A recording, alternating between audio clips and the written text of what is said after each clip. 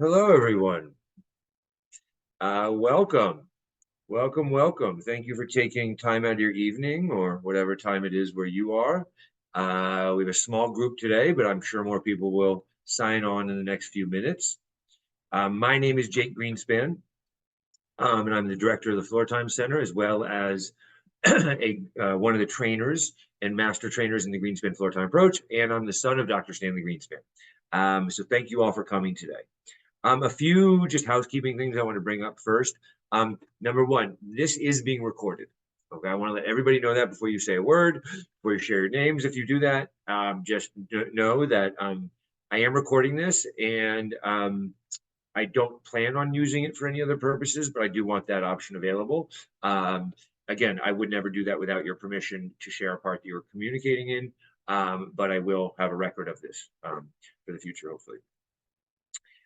These Zoom sessions that we have a number of them scheduled are scheduled for about 30 to 40 minutes each. There's an hour set aside to tonight because I anticipated just a little extra time needing for people to log in for the first time and make sure all the Zoom and everything was working. So hopefully we'll keep things streamlined for the future, but also this is the first one that we're doing in this format. So I want to make sure we have enough time to address any questions and everything else.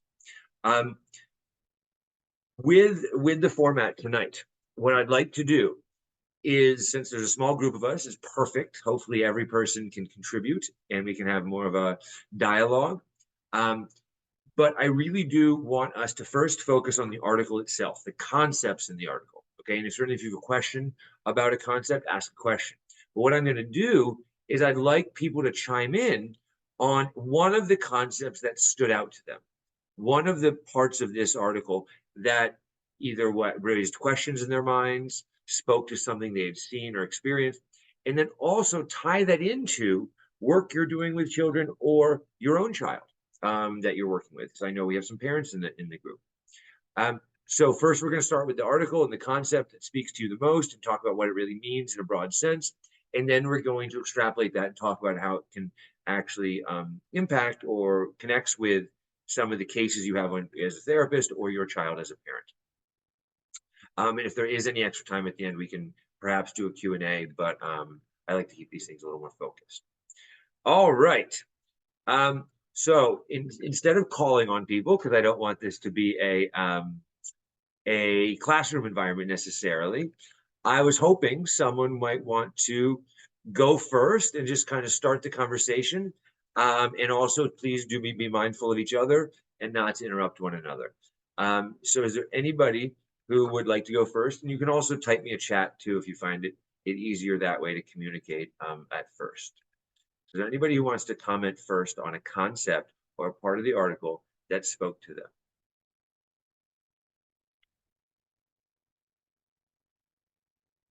Anybody? Now, I did used to be a classroom teacher, so I won't hesitate calling on some. I'll share. All right. Thank you. How you You're doing? welcome. I'm good, thank you. And if you I want to, sorry, Mhm. Ashley, if you want Okay. to introduce yourself ahead of time, feel free to. If you want to be a little more private, because we're going to have groups from people from all over the world who've signed up for this, from multiple continents even. Please feel free to your privacy as well. So it's totally up to each of you. Okay, sure. I don't mind. My name's Ashley Gillespie. I am located in Houston, Texas, and speech pathology is my background. And I've been learning about Floortime for several years, but I recently started working with Jake and getting mentored on the Greenspan Floortime approach, and it's really opened my eyes a lot to just the progress that I can make with a lot of the kids that I'm working with. And what I thought was really interesting and what really stood out to me was just talking about subtly expanding the interaction.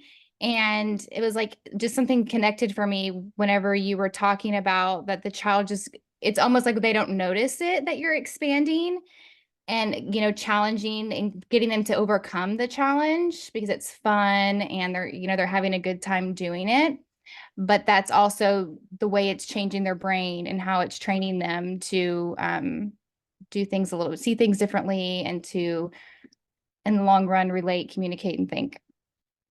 Absolutely. No, and that is, one of the things I think that is challenging for adults, I would say, with floor time. Mhm. Not you specifically, actually, but I would say even myself, is finding that what's called therapeutically the just right challenge. Yeah. And as we look at this whole framework, one of their concepts that goes with the subtly expanding interactions is that we don't want to do the opposite, which is repeat. Act in a repetitive manner, I should say.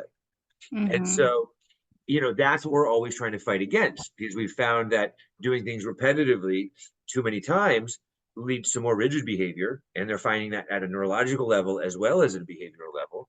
So the subtle change or subtle expansion of the interactions is necessary to avoid the repetitive aspects of many behaviors and activities.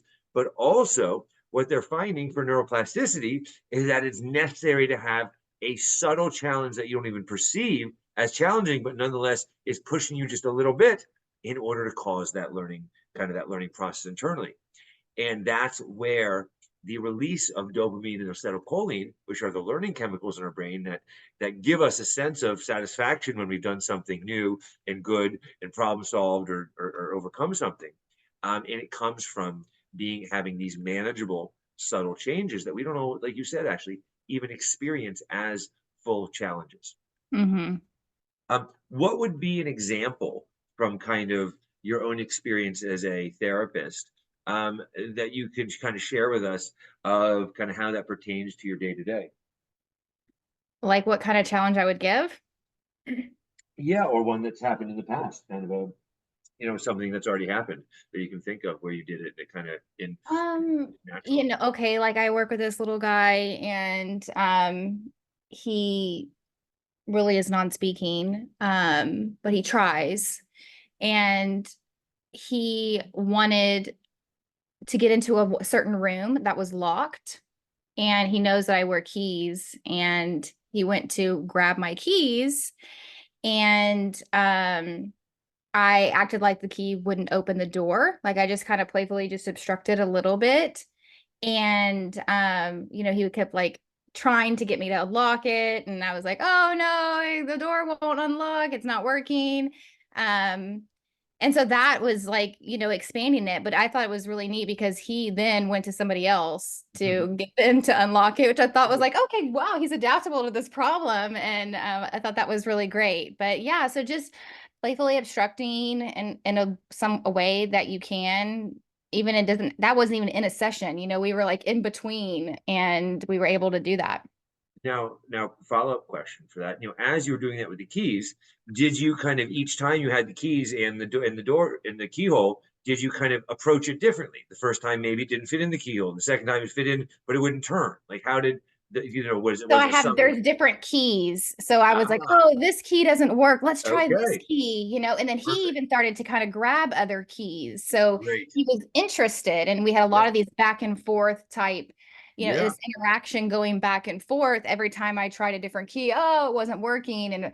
And finally, I think he realized my keys weren't going to work. So he went to somebody else. Great. So here's why this is such a good example, and I want everybody to listen to this part. So I've seen this play out in both therapy sessions with OTs and some behaviorists who have done it very differently with the identical thing, a key and a keyhole, right? In your example where you tried a different key, that is the subtle expansion. Okay. Mhm. Each time you tried a different key, you're doing something slightly differently, not drastically differently. And he responded by joining you in a greater and greater way and also trying to problem solve it himself by trying different keys. So he took a more active role. He was using his motor system. He was paying attention to you and listening and watching. And all these systems are coming together to try to get that door open that he's motivated by, right? Now, Yeah. here's what I've seen in other therapy sessions when you're not doing floor time, where you're doing more of adult led. I've seen them want to teach the child how to use the key. So all of a sudden, they might pretend the key doesn't work, but they stay with the only key that's supposed to go in the door. And they keep trying to put it in until the child takes it from them. And then they guide the child to the door, the keyhole, so they can teach the child to put it in or turn the knob. So the child is learning to be more independent or some activity of daily living so they can be functional and open a door. Now, yes, I'd love for a child to know how to open doors, as long as, you know, it's safe behind the door. But the goal is not to teach a child how to open a door. The goal is to habilitate their social emotional health, which involves shared attention, engagement, two-way interaction, social problem solving, etc. Right? So you had all of that in that example, actually, and that was good. Great, thank you. Um, anybody else? Whoops, we got another attendee. Great. Welcome. We just got started, and I'll just go back through the housekeeping a little bit. Just so you know, this lecture is being recorded. I don't plan on using any segment of it without someone's permission, but I will have a record of it, and it will belong to the Greenspan Floortime approach. But again, if there is ever anything I wanted to use from it, I'd contact the person who was speaking to get your permission as well, but I will have a record of this. Number two is, you know, ideally these conversations are going to be around 30 minutes to 40 minutes. Today might be a little bit longer, but in the future do plan for that time frame. And right now we're going through the article, highlighting different concepts that stood out to each of us individually and discussing how they pertain to our personal lives. All right, who wants to go next? Hi, Jake. My name's Kayla. I can go. Yeah, please, Kayla. Okay. So I'm from Minnesota, and I actually work at St. David's Center, and I'm going through your training right now. And just thought this would be great to attend as well. But Yeah, thank you. I think one of the biggest concepts that like I take away, and even with my current work with families who I'm doing floor time with, is like following the child's lead. I see that just like not only in my work with like other therapists, but like with families being such a big piece that can get lost so quickly. It's when you start like recognizing like following a child's lead and following like their lead in an activity and different things. It's easy to start to see people like bring in their own ideas and kind of take control of the session really quickly. And so I think even just reading through this article, like how important it is to like first establish like that connection by the biggest piece of like following the child's lead and how big of a difference that can make, and just beginning in the beginning stages of like starting floor time and even a session. I've just seen such a huge difference for families with that one little piece of like just like your goal, right, for this piece of time is just to follow their lead.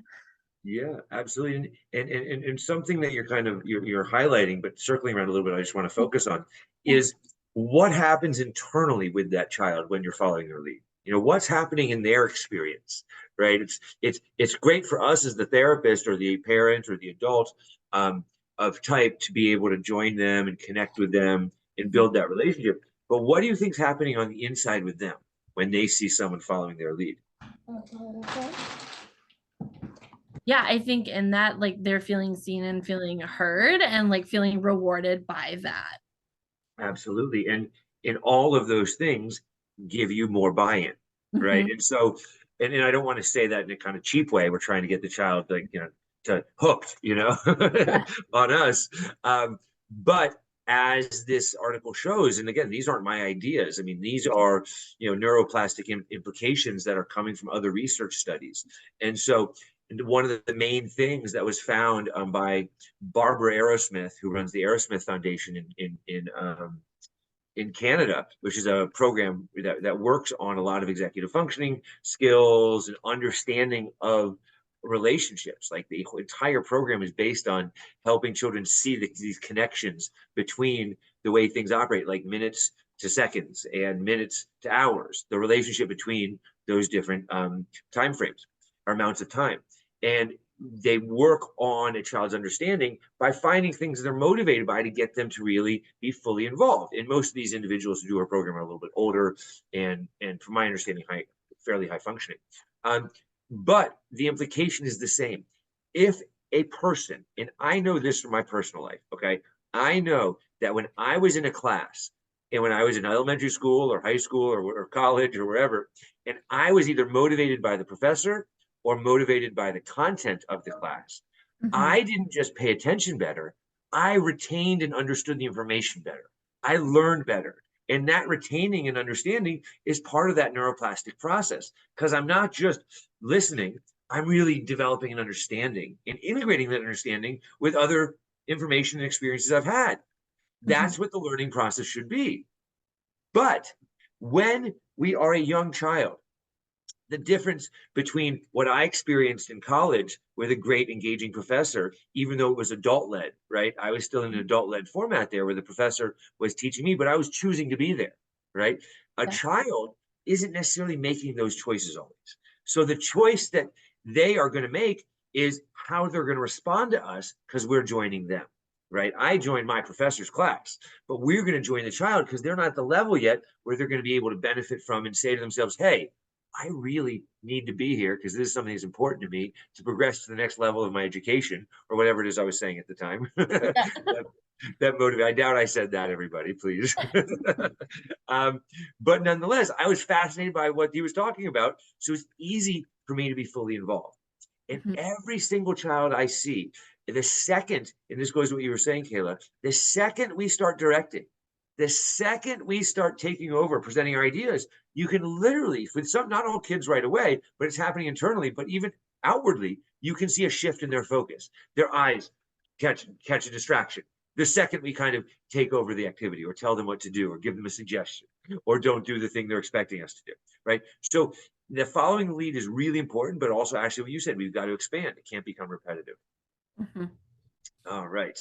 That is great. All right. So let's see. Any other anybody else want to comment on that that concept, just since it is such a big one? All right. We had another participant write in. I was just gonna say one thing, sorry. Please. I was just gonna say another thing that I love about joining a child is they are typically not feeling success. So I feel like as soon as you join them, they're kind of now having the opportunity to feel like, okay, I'm actually now feeling success with another human being. And when you say success, kind of, can you expand on your description of what you mean by success? Yeah, like I feel like, or at least maybe this is just my bias from doing Floortime, of often kids kind of go and just they'll do repetitive actions or kind of do their own thing away from others, because I feel like the people that they've been trying to, when they were engaging, may have been unsuccessful because maybe their nonverbal communication was missed, or they didn't feel like they were being honored or validated in what they were trying to do. Sure. And when you are then able to join and start to validate some of that, you can start to shift that belief in their system of feeling like, okay, I actually can have success with another person, and Right. I can have pride and self-worth with the things that I'm good at too. Absolutely. I mean, I'll say a few things that have come up in other lectures. Number one is, when we are effectively following a child's lead and addressing their needs, it does either establish or deepen a relationship, period. Now, one thing that I don't, that I want to hesitate, a term I want to hesitate using, that some of you who've trained with me will know already maybe what I'm going to say, but this is said by therapists a lot, but I don't think it's an accurate term, is a lot of therapists says it builds rapport. Well, I don't want to build rapport with a child because I'm not looking at them as some sort of, colleague of mine. But I do want to build a relationship with them because I do see that this child and I are going to have more than just a educator to child relationship where rapport may be all there is necessary. So think about the difference between our perception of the term relationship and rapport. And following the lead is really meant not just to establish a single kind of moment of rapport with a child so that we can go back to teaching them what we want. Instead, it's meant to establish and deepen the relationship. And just like you said, Katie, we have to keep nurturing that. They have to keep feeling acknowledged. They have to keep feeling like they're part of this process. Otherwise, they will start to avoid, because they have a hair trigger with their sensitivity level to things that are a little more upsetting or aggravating.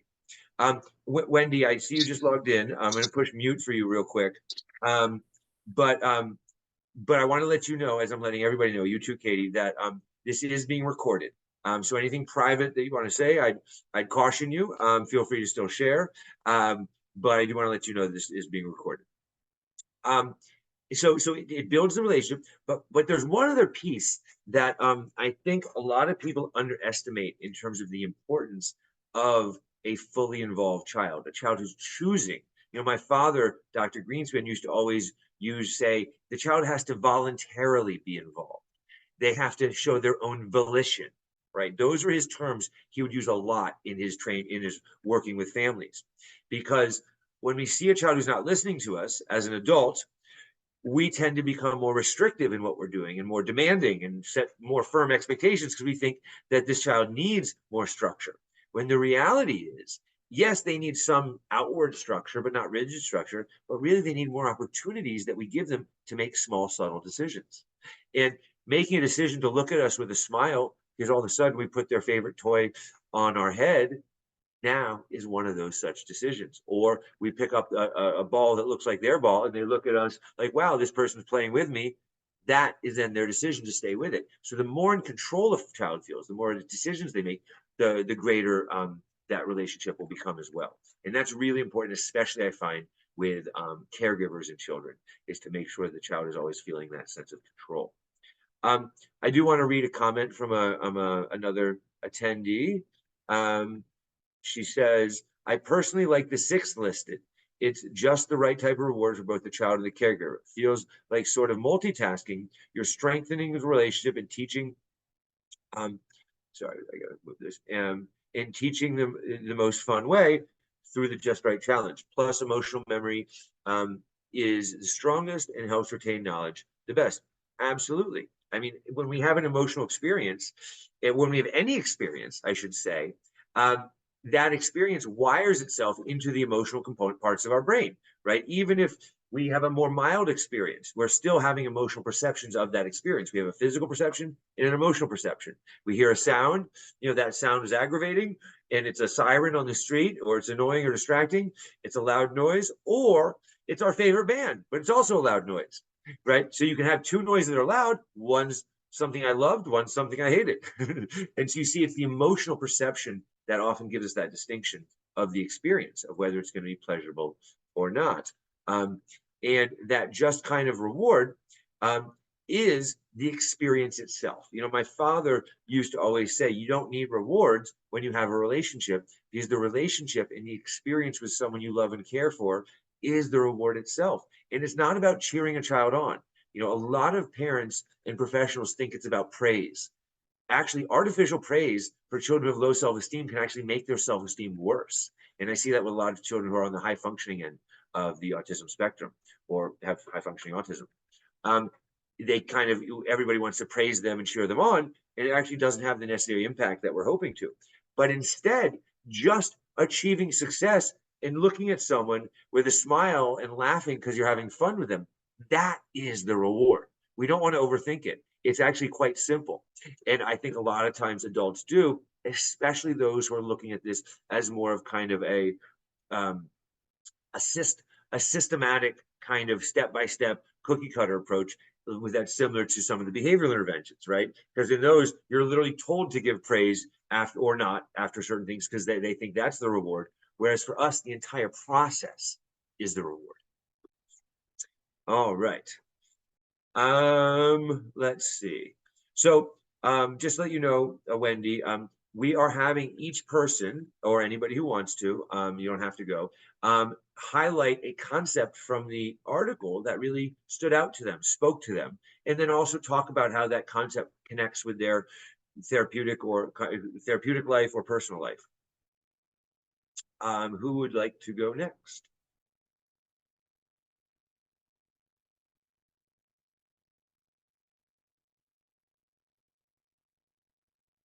All right, well then I will go.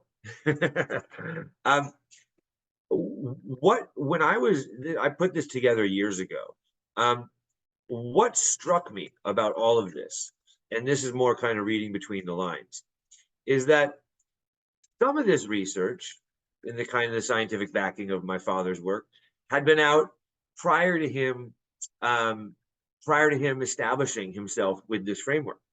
Some of it came out after the fact. But the bottom line is that his approach is basically continuously being shown to be more and more effective as time goes on, because it was essentially ahead of its time back in the 70s when he first developed it and promoted it. Yes, I'll get to you 1 second, Wendy. And it's important to note that we're not necessarily saying everybody has to do floor time the exact same way. But what we are saying within the Greenspan floor time approach, which I want to be very clear for all of you that are on this, it is different from DIR floor time. For those of you that don't know that, I won't get into it, but it is not DIR floor time. The Greenspan floor time approach believes there is a fundamental set of necessary principles and techniques that are listed here in many parts that must be integrated in order to achieve the highest level of neuroplasticity. So we're not saying you have to do it our way because this is our way. We're saying this is what the neuroplastic implications of kind of the best practices shows, right? We're looking at, okay, what are best practices? You know, these more intensive training programs, a fully involved child, having experiences that integrate information both sensorially and emotionally, having subtle changes, not big challenges, parent involvement, the just type rewards, right? All of these things are necessities, and the consistency and intensity. And so if we see this not as just saying this is our way of doing it, but hey, this is what the research is showing us, but it's supporting exactly what Dr. Greenspan was saying back in the 70s, it puts a different twist on it. So now we're not just telling someone to do it our way. We're really saying, hey, just look at what this research says. You know, it reinforces this concept. And that was what really spoke to me as I was learning about all this myself from a number of different publications and articles. I was like, wow, these people are writing about my father's work. They don't even know it because they're not talking about it. He didn't talk about their stuff, but it's all mapping onto one another. All right, Wendy, yes, please.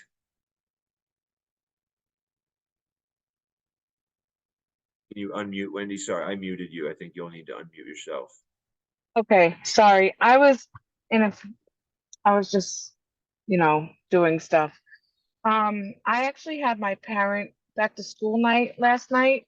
Mhm. A weird time, but I started a new job in New Jersey. I left New York City public schools and came to New Jersey on January 2nd. So Oh. I'm in a new class with new kids, and I love, Greenspan method, and been using it for a long time, and bits and pieces of it too, but mostly Greenspan. But now I have to use creative curriculum. And so it's like a lot all at once, but I still stick to my own ways of doing things. And so last night the parents came. I'm trying to get off this Bluetooth thing so that I can better. Okay. We can hear you Okay. fine. That's better, I think. Okay, yeah, we can hear you. I had these parents with me last night, and 10 parents, and I'm saying to them all, like, I need you just as much as you need me. Yeah. We have to work together. You're the child's first teacher, and I'm their second teacher. And for us to not work together would be, it would hurt the child. I didn't say it like that, but I was just basically trying to get my point across that Yeah. we need each other. Absolutely. That their involvement is very important. Even though they think they don't understand their child, they're still needed. Yeah. Because some of the parents think that they don't know what autism is. They can't deal with their child. They don't understand their child. So they just like give them to me. Yeah. And so I'm really trying to get this point across that no, we need you. You have to do the same. You have to mirror the same things that I'm doing in school at home. So taking this job is not just teaching, it's also teaching children, it's also teaching the parents. So with number 7, where it talks about involving parents and how research supports parent-centered therapeutic approach, like they can't just only come in all the time. They can only come in a few times a year, but I can talk to them every day and I give them feedback every day. And I'm also starting to give them little snippets of stuff to do at home. Well, no, that's great. Now, I'll jump in just for a second, Wendy, because it's wonderful that you've taken on a new role and are already focused on engaging the parents. I'll share with you a few pieces of wisdom my father gave me when I actually first started out my career as a teacher as well.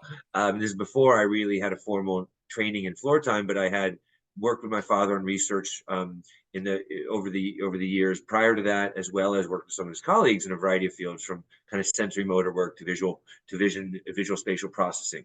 And one of the things he always would say to me is, when I had parents in my classroom, because I taught middle school math to 25 kids in a classroom, six classes a day. And this is a school that specialized in ADD and ADHD and dyslexia and dysgraphia. So I had my hands full. But like you said, the parents didn't understand the importance of their role. And my father would say to me, even though I didn't really know what this meant at the time, he'd say, floor time the parents. And I'd say, what the H does that mean? And he said, well, the first thing you do when you're floor time a child is you follow their lead. And then what do you do gently and slowly and subtly after that? Who wants to tell me? Floor time the parents. Yeah, you floor time the parents, but with the floor timing of the parents, that's right, Katie, you expand, you challenge and expand very slowly and subtly. So unfortunately, when I was a teacher, I wanted to teach. So I was telling the parents what to do, but that's not following their lead. That's adult-led teaching, right? And so all of a sudden, I started having two-way conversations with parents. I started listening more than I was talking, because I wanted to follow their lead. So if they wanted to talk about their vacation they just went on, we talked about their vacation and how great it was. And then I would start slowly adding in little challenges and expand the conversation, moving into the realm of the time they were spending with their child. What did that look like, and what activities they do, and stuff like that. And I started targeting, how to maybe work on some of these concepts through those activities with them. And with other families, they were more worried about their kids. And we talk about what they were worried about and their biggest concerns. And that was following their lead.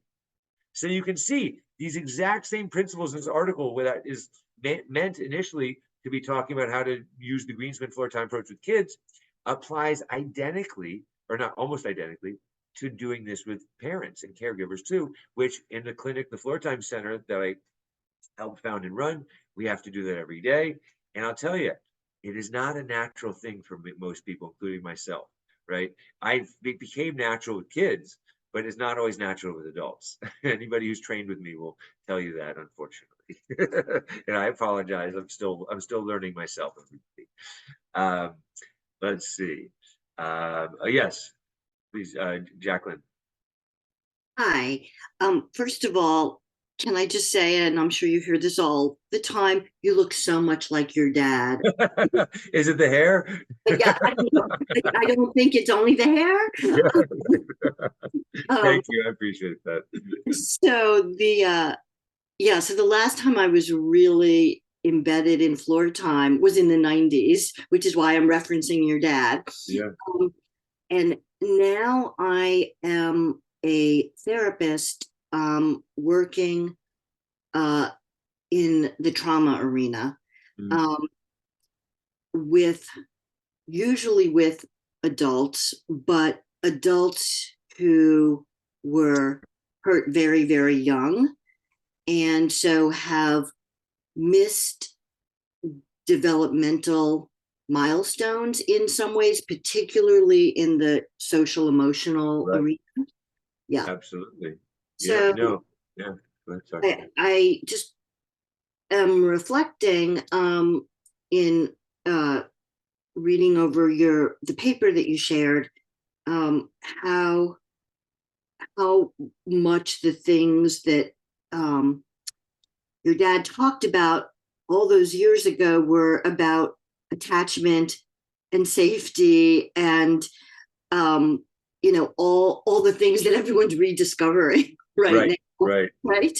Exactly. Well, yeah, it's so important. I think for so long, and I don't want to say now is the time, but I think, early on, a lot of mental health interventions were naturally a little bit more psychodynamic. And then kind of in the 60s, 70s, and definitely the 80s, the behavioral movement kind of really shifted and became more involved in treating many of these disorders. But as you know, the psychodynamic framework really looks at the history, whereas the behavioral framework doesn't. Yeah. And we're seeing this a lot with parents now that I work with too, of children who they have had their own experiences from their past, and they've never even thought about how their own upbringing or experiences as a child or even experiences as a young adult are impacting the way that they're raising their child. Yeah. And the things they're doing with them. Whether it was a discrete trauma as you're describing or something else. But in my experience, actually, we're seeing a lot more parents who've had similar but kind of glanced over these kind of more perceived traumas that they've experienced in their own childhoods, where they were a little scared of their parent or didn't had a very fractured relationship and had some of these attachment issues. And we're seeing a lot of that, not necessarily as a cause of what's going on with their child, but we're definitely seeing that play out as we're trying to help them build and deepen that relationship with their child. Yeah, sure. And do you have a training track that is specific to trauma? We don't. It's something that is naturally kind of built into this, but it's also something we're very cautious with because we know there is still a lot of emerging research about best practices with trauma supported therapies, and so it's something that we're moving towards. And I've talked to a number of therapists who are specializing in the field, and we're actually working to put something together around that. But we haven't done it yet. And also we're working with a new kind of classification of something that I'll just share with people, that some professionals and researchers are calling perceived trauma. And what they're finding is that in especially individuals with autism, but also they're finding another subgroup of individuals who may not be on the autism spectrum, but nonetheless have hypersensitive sensory and emotional systems and more chaotic responses to emotional situations, that a single negative experience that wouldn't necessarily be classified as traditional forms of trauma are inducing PTSD-like symptoms after the experience. So the child is perceiving the experience as traumatic, even though it doesn't fit into our classification of trauma with physical, sexual, emotional abuse and any other definitions. And so we're seeing that piece of it, and we're making sure that people really understand how a psychodynamic framework can help address that through using some of our understanding of that attachment with that caregiver and the child, especially when the child is young. And so that's already been kind of built into the framework, but dealing with more discrete traumas is something we're very cautious about, and we've kind of deferred to trauma therapists. Mm-hmm. Yeah. Okay. I think the work could. Yeah. Oh, I agree. I'm a therapist, and I see potential there. Yes. Yes.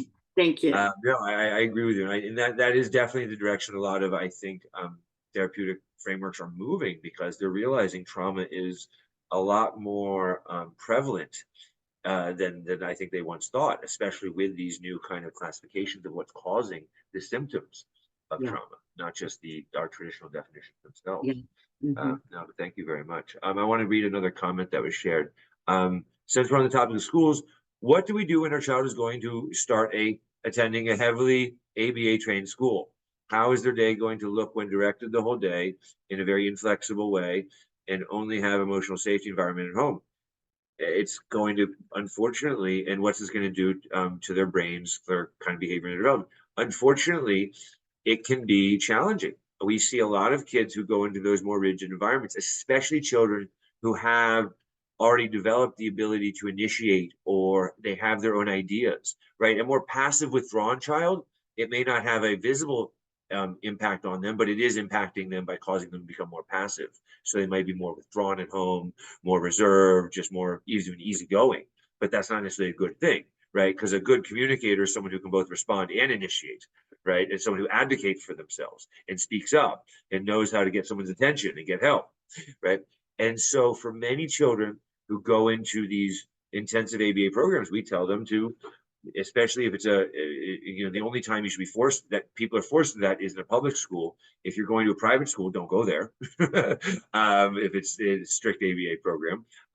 But if it's a public school, you can file a lawsuit against the county and tell them you're not accepting that this is your child is going to be in an ABA program, and you can get educational advocates who can push against that. And one of the nice things is, just so you all know, for those of you that weren't kind of aware of this when it happened back at the beginning of the summer, the American Medical Association no longer recommends ABA for autism treatment. They took it off their main recommendation list. Now, it's still a recommended intervention, even though if you look at the draft legislation, if any of you have looked at it, I can even share it with you all after today. It's pretty amazing what the delegates tried to pass in the American Medical Association, showing research and statistics of the amount of trauma and PTSD that has been experienced in the autism community from ABA programs. And so that was and so they were trying to get ABA basically pushed out of kind of medical practices entirely. But that would be too big of a change, and I would leave this massive vacuum for what children were receiving, which I wouldn't think is so bad, but I think they were hesitant to make that big of a shift right away. But they did take away language that suggests ABA is an autism intervention, because it was on the front page of their autism interventions, and they no longer are highly recommended as they used to. So if you find the right advocate, you can help them push back against the system, I guess is what I'm saying. But it's annoying, and you shouldn't have to do it. And I'm sorry that's the situation right now. Let's see, guys. So we're going to wrap up in just about 2 or 3 minutes. Anybody who didn't get a chance to share, who wants to share? I believe Andrea and Samarowitz. I didn't hear from you all, but please feel free not to comment if you're not ready. But did anybody else want to go or say anything before we log off? Or ask a question even? Now's the time. All right. Well, everybody, thank you. Oh, yes, you have a question. Katie, go for it. Sorry, trying to unmute. This is a total client question and a little bit not kind of related, but not related. Well, we're going to make it related because I'm going to re-navigate it back to the lecture. Okay. And like, since no one's talking, I want to use your time. So Kayla and I are doing floor time with a family currently, and the little boy has made significant gains. And he used to only show one emotion, but now since he's getting more of the continuous problem solving, social problem solving, he's starting to show more extreme emotions. With like anger and stuff. And I was just curious, when you see kids start to explode this, I'm just talking to parents about similar things with like joy, stay with him in it, narrate, slowly expand within those emotions. But I'm just curious of your take with that when you've seen kids start to explode in these areas, how you work with that. One of the things that happens as children develop is they start to identify a broader set of affective states, and they put symbols to them, right? We're no longer just feeling good or bad, right? Now we're happy and sad. Now we're happy, sad, and angry. Now we're happy, sad, angry, and scared. Right. And so we start expanding our perception of different types of emotional experiences and giving more texture and subtlety to these two broader categories of good and bad. Now, it shouldn't be delineated across those lines, but that's typically how kids originally learn them. I'm going to get to you in just a second. Your hand raised. I see it.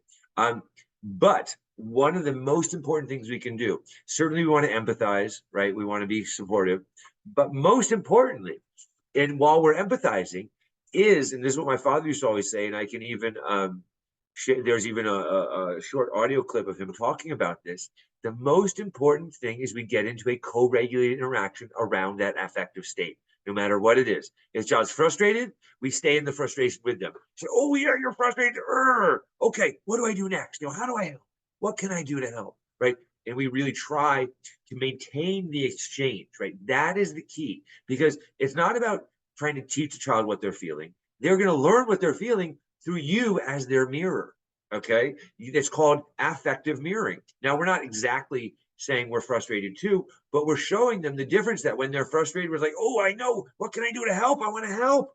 because we don't want them to be frustrated, versus when they're sad, we say, oh, buddy, I know, yeah, I'm so sorry. I know you wanted to go in that room, and they're crying, right? Those are two very different affective response forms. And if we keep it going, they look at you, they make another gesture, you make another gesture. That back and forth exchange is the co-regulated interaction. If you can do that around different affective states, the understanding of the emotion takes care of itself. That's how we all learn. So yes, Thank you so much for taking my questions. I'm still circling around that question. First of all, I'm a Floortime parent, just to introduce myself shortly. And we're having a great gains more and more because I increased therapeutic time, and I'm very excited about that. But yeah, it's really, really exciting to see it's really working the way it's said on the paper, actually kind of. good. That's exciting. Yes.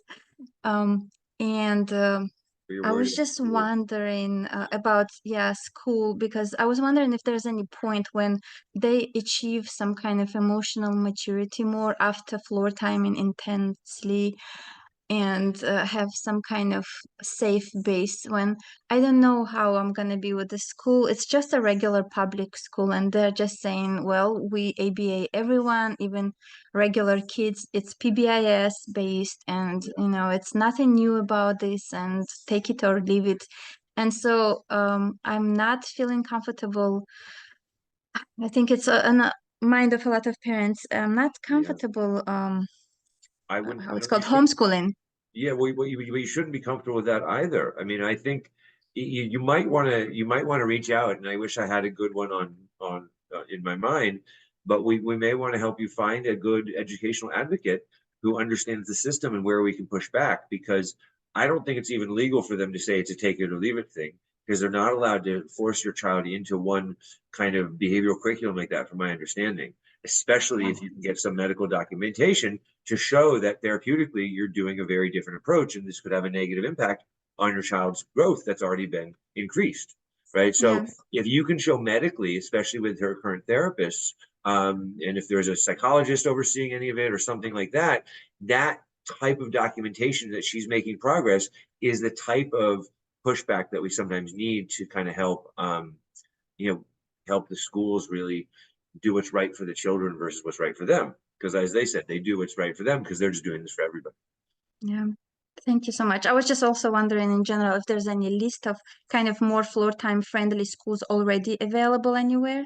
This is one of the biggest challenges. There are schools that integrate floor time, and I don't mean to be critical about anybody, but I always find that there's more that can be done within the educational structure of schools that are integrating floor time. Some certainly do it better than others. Some are very close to what kind of, what I would hope to see. And some are getting closer. Wink, wink for any of you who run schools. But the challenge is that I think most schools are still schools. And this is the challenge, right? What we're talking about here is really focusing on a child's social emotional health, which every shred of research that's come out in the last 15 years shows is a necessary precursor to academic success. But the school system is focused on academic access, not social emotional health leading to academic success, right? So it's almost like they refuse to look at the research because it would require them to change. Now, I can't say that's why, but even years ago, I started a charter school in DC with a parent who also had a doctorate in education and wrote her dissertation on the integrated classroom model. And we were able to get a social emotional curriculum as the base of our academic curriculum there. But the second she left the school, the new head of the school completely reorganized everything because it wasn't necessarily the most efficient way to get these kids ready for the next step of academics.